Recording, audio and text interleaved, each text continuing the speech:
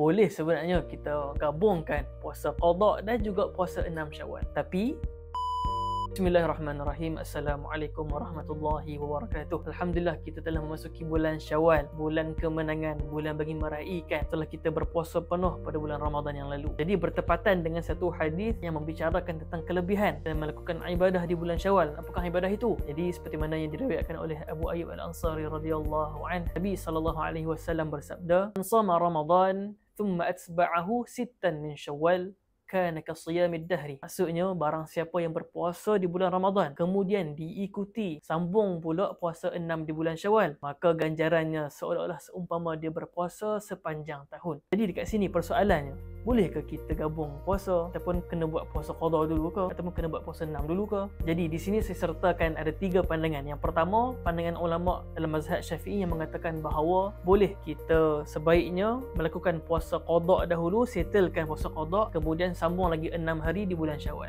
Sebab dalam hadis pun Nabi kata selesaikan puasa Ramadan kemudian sambung puasa 6. Itu yang pertama. Yang kedua pula, ulama mengatakan bahawa boleh kita lakukan selesaikan puasa 6 dahulu dan puasa qada tu kita buat kemudian, kerana manfaat ataupun puasa 6 ni hanya boleh dilakukan dalam bulan Syawal bagi memperolehi ganjarannya. Kerana ada juga hadis yang mengatakan Sayyidatina Aisyah juga pernah qada puasanya di bulan Sya'ban. Jadi dia dahulukan puasa 6. Yang ketiga, ada juga ulama mengatakan bahawa boleh menggabungkan puasa qada dan juga puasa 6.